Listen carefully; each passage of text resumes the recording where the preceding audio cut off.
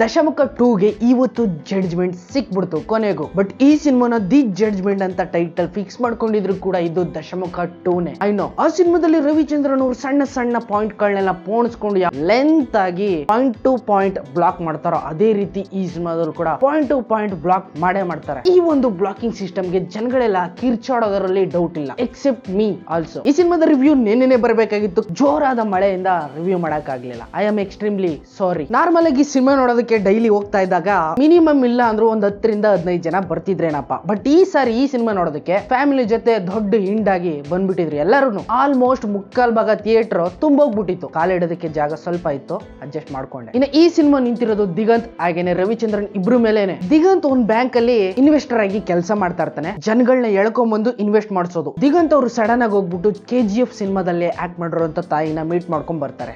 ಹೌದು, ತಾಯಿ ಅಮ್ಮ. ಅವರು ಇಲ್ಲಿ ರೂಪ ಆಗಿ ಆಕ್ಟ್ ಮಾಡಿದ್ದಾರೆ. ರೂಪನ್ನ ಇಮಿಡಿಯೇಟ್ ಆಗಿ ಮಿಡ್ ನೈಟ್ ಅಲ್ಲಿ ಇಲ್ಲ ಸ್ವಲ್ಪ 7 ಗಂಟೆ 8 ಗಂಟೆ 9 ಗಂಟೆ ಈ ರೇಂಜ್ ಅಲ್ಲಿ ಹೋಗ್ಬಿಟ್ಟು ಮೀಟ್ ಮಾಡ್ಕೊಂಡ್ ಬರೋದಿಕ್ಕೆ ಹೋಗ್ತಾರೆ. Something different. ಬಟ್ ಅಲ್ಲಿ ಹೋಗಿರುವಂತ ಮ್ಯಾಟರ್ ಬೇರೆ, ಆದ್ರೆ ಅಲ್ಲಾದಂತ ಕೆಲಸನೇ ಬೇರೆ. Something you don't know. ಇದೆಲ್ಲ ಗೊತ್ತಾಗ್ಬೇಕು ಅಂದ್ರೆ ನೀ ಸಿನಿಮಾಗೆ ಹೋಗ್ಲೇಬೇಕು. ಸಡನ್ ಆಗಿ ಅವ್ಳು ಮರ್ಡರ್ ಆಗೋಗುತ್ತೆ, ಅದನ್ನ ದಿಗಂತ್ ಅವರೇ ಮಾಡಿರ್ತಾರೆ ಅಂತ ದೊಡ್ಡ ಫ್ರೇಮ್ ಆಗೋಯ್ತು. ಬಟ್ ಆದ್ರೆ ಅವನು ಇನ್ನೋಸೆಂಟ್ ಆಗಿರ್ತಾನೆ ಅಂತ ನನಗೂ ಗೊತ್ತು, ಸಿನಿಮಾ ನೋಡ್ತಾರ ಅಂತ ನಿನ್ಗೂ ಗೊತ್ತಿರ್ತದೆ. ಈ ಕೇಸಲ್ಲಿ ಯಾರ್ಯಾರು ಸೇರ್ಕೊಂಡು ಈ ದಿಗಂತ್ ನ ಫ್ರೇಮ್ ಮಾಡಿ ಒಳಗಡೆ ಕಳ್ಸೋದಕ್ಕೆ ಟ್ರೈ ಮಾಡ್ತಾ ಇರ್ತಾರೆ ಅವಾಗ. ಇದರಿಂದ ದೊಡ್ಡ ಕೈಗಳೆಲ್ಲ ಇರ್ತವೆ. ಆ ಕೈಗಳೆಲ್ಲ ಗೊತ್ತಾಗ್ಬೇಕು ಅಂದ್ರೆ ನೀ ಸಿನಿಮಾಗೆ ಹೋಗ್ಲೇಬೇಕು. ಆಲ್ಸೋ ಕೊನೆಗೆ ದಿಗಂತ್ಗೆ ಜೈಲ್ ಆಗೋಗುತ್ತಾ ಅಥವಾ ಫ್ರೀಡಮ್ ಸಿಗುತ್ತಾ ಅನ್ನೋದನ್ನ ನೀನು ಸಿನಿಮಾದಲ್ಲಿ ಹೋಗ್ಬಿಟ್ಟು ನೋಡ್ಬೇಕಾಗುತ್ತೆ. ಫಸ್ಟ್ ಥಿಂಗ್, ಈ ಸಿನಿಮಾಗೆ ದಶಮುಖ 2 ಯಾಕೆ ಇಟ್ಬೇಕು ಅಂತ ಅನ್ಕೊಂಡೆ ಅಂದ್ರೆ ಸೇಮ್ ಚೇತನ್ ಮೇಲೆ ಬರುತ್ತೋ ಅದೇ ರೀತಿ ಕೂಡ ಈ ಸಿನಿಮಾದಲ್ಲೂ ಕೂಡ ಒಂದು ಮರ್ಡರ್ ಆಗುತ್ತೆ, ದಿಗಂತ್ ಮೇಲೆ ಬರುತ್ತೆ. ಅದು ಅವ್ನು ಮಾಡಿರಲ್ಲ ಅಂತ ಗೊತ್ತಾದ್ಮೇಲೆ ಆ ಕೊಲೆ ಯಾರು ಮಾಡಿರಬಹುದು ಅನ್ನೋದನ್ನ ರವಿಚಂದ್ರನ್ ಅವರು ಕೂತ್ಕೊಂಡು ಕೆದಕ್ತಾರೆ. ಕೋಳಿ ಪರದ್ ಬಿಡ್ತಾರೆ ಲಾಯರ್ ಕೋರ್ಟ್ ಒಳಗಡೆ. ಫಸ್ಟ್ ಥಿಂಗ್, ಈ ಸಿನಿಮಾದ ಫಸ್ಟ್ ಹಾಫ್ ವರ್ಗು ನೋಡಿದ್ಮೇಲೆ ಜನಗಳೆಲ್ಲ ಯಾವ ರೀತಿ ಥಿಂಕ್ ಮಾಡ್ತಾ ಇದ್ರು, ನಾನು ಯಾವ ರೀತಿ ಎಕ್ಸ್ಪೀರಿಯನ್ಸ್ ಮಾಡ್ತಾ ಇದ್ದೆ ಅಂದ್ರೆ ಏನಿದು ಈ ತರ ಸ್ವಲ್ಪ ಬೇಜಾರಾಗ್ತಾ ಇದೆ, ಹೋಗ್ಬಿಡ್ತೀನಿ ಅಂತ ಕೆಲವು ಜನ, ಅದ್ರ ಜೊತೆಗೆ ನಾನು ಒಬ್ಬ. ಇನ್ನೇನು ಸೆಕೆಂಡ್ ಹಾಫ್ ಸ್ಟಾರ್ಟ್ ಆಯ್ತು, ಕೊನೆ ಎಂಡಿಂಗ್ ವರ್ಗು ಏನ್ ರವಿಚಂದ್ರನ್ ಅವರು ಈ ರೀತಿ ಪಾಯಿಂಟ್ ಟು ಪಾಯಿಂಟ್ ಬ್ಲಾಕ್ ಮಾಡ್ತಾ ಇದಾರೆ, ಏನ್ ಈ ತರ ಎಲ್ಲ ಹೇಳ್ತಾ ಇದಾರೆ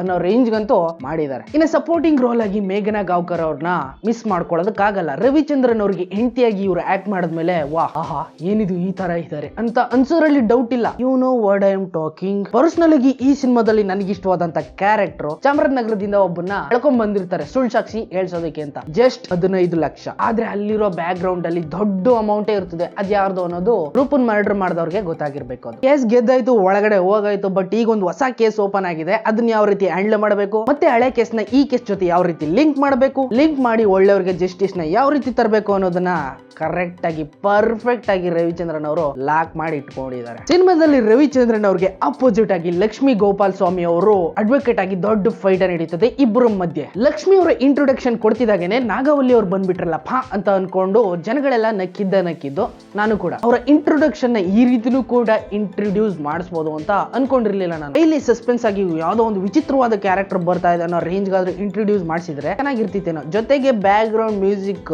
ಈ ಸಿನಿಮಾದಲ್ಲಿ ಪರವಾಗಿಲ್ಲ, ಯಾಕಂದ್ರೆ ಕೆಲವೊಂದಷ್ಟು ಇಂಟಿಗ್ರೇಟೆಡ್ ಸೀನ್ಸ್ ಗಳು ಬಂದಾಗ ಬ್ಯಾಕ್ ಗ್ರೌಂಡ್ ಮ್ಯೂಸಿಕ್ ಅಷ್ಟೊಂದೇನು ವರ್ಕೇ ಆಗಲ್ಲ. ಅಲ್ಲಿ ಯಾವ ರೀತಿ ಡೈನಾಮಿಕ್ ರೇಂಜ್ ಅಲ್ಲಿ ಇರ್ಬೇಕು ಅಂದ್ರೆ ಚಿಂದಿ, ಜೊತೆಗೆ ಸ್ಲೋ ಮೋಷನ್ ಎಫೆಕ್ಟ್ ಕೂಡ ಕೊಟ್ಕೊಂಡು ಇನ್ ಸ್ವಲ್ಪ ಪುಷ್ ಮಾಡಿದಿದ್ರೆ ಚಿಂದಿ. ಬಟ್ ಇದೊಂದು ಪಾಯಿಂಟ್ ಇಟ್ಕೊಂಡು ಸಿನಿಮಾನ ಫುಲ್ ಆಗಿ ಜಡ್ಜ್ ಮಾಡೋದಕ್ಕಾಗಲ್ಲ. ಐನೋ ಸಿನಿಮಾದ ಸ್ಟೋರಿ ಸೂಪರ್ ಹಿಟ್ ಆಗಿದೆ. ಸಿನಿಮಾದಲ್ಲಿ ಹೀರೋಯಿನ್ ಆಗಿ ರಾಮ್ ಕುಮಾರ್ ಅವರ ಮಗಳು ಧನ್ಯಾ ಅವರು ಕಾಣಿಸ್ಕೋತಾರೆ. ಈ ಸಿನಿಮಾದಲ್ಲಿ ಹೀರೋಯಿನ್ ಕ್ಯಾರೆಕ್ಟರ್ಗೆ ಪ್ರಿಫರೆನ್ಸ್ ಕೊಡಬಾರ್ದಾಗಿತ್ತೇನೋ, ಯಾಕಂದ್ರೆ ಎಲ್ಲರ ಫೋಕಸ್ ದಿಗಂತ್ ಮೇಲೆ ಇರ್ತದೆ, ಜೊತೆಗೆ ರವಿಚಂದ್ರನ್ ಮೇಲೆ ಇರ್ತದೆ. ಏನ್ ಮಾಡೋದು ಕೊಟ್ಟಿದ್ದಾರೆ ಇವರು, ಮುಂದೆ ಏನಾಗಬಹುದು ಅನ್ನೋ ಕನ್ಫ್ಯೂಷನ್ಸ್ ಅಲ್ಲಿ ಕಾಯ್ತಾ ಇರ್ತಾರೆ. ಜೊತೆಗೆ ಇದ್ರ ಮಧ್ಯೆ ಈ ಲವ್ ಸ್ಟೋರಿ ಅಷ್ಟೊಂದೇನು ವರ್ಕ್ ಆಗಲ್ಲ. ಒಟ್ಟಲ್ಲಿ ಈ ಕೇಸಲ್ಲಿ ದಿಗಂತ್ ಅವ್ರನ್ನ ಫ್ರೇಮ್ ಮಾಡಿದ್ದಾರೆ. ಆಗಿದ್ಮೇಲೆ ಕೊಲೆಗಾರ ಸಿಕ್ಕಿದ್ರು ಅವನಿಗೆ ಶಿಕ್ಷೆ ಸಿಗುತ್ತಾ ಇಲ್ವಾ, ರವಿಚಂದ್ರನ್ ಅವ್ರು ಏನ್ ಮಾಡ್ತಾರೆ ಅನ್ನೋದನ್ನ ಸಿನಿಮಾಗೆ ಹೋಗ್ಬಿಟ್ಟು ಫ್ಯಾಮಿಲಿ ಜೊತೆ ಕೂತ್ಕೊಂಡು ನೋಡ್ಕೊಂಡ್ ಬನ್ನಿ. Accept your lover also, fighter also. ಒಟ್ನಲ್ಲಿ ಈ ಸಿನಿಮಾ ಪರ್ಸನಲ್ ಆಗಿ ನನಗೆ ಇಂಪ್ರೆಸ್ ಮಾಡ್ತು. ಬ್ಯಾಕ್ ಗ್ರೌಂಡ್ ಮ್ಯೂಸಿಕ್ ಅಲ್ಲಿ ಇಲ್ಲಿ ಸ್ವಲ್ಪ ಏರುಪೇರು ಅನ್ನೋದನ್ನ ಬಿಟ್ರೆ ಪರ್ಫೆಕ್ಟ್ ಸಿನಿಮಾ ಫಾರ್ ಫ್ಯಾಮಿಲಿ